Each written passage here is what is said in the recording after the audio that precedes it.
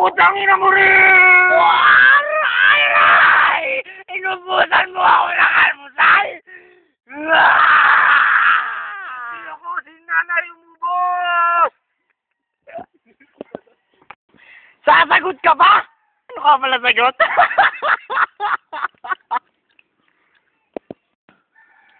Ang dalawang mandirigma ay nakakita ng espada sa lamesa.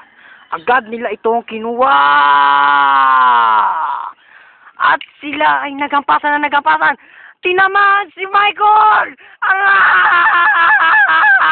Tumalsik ang espada mo! Tumalsik!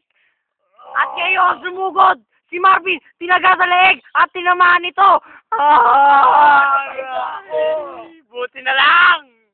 May almusal na ako!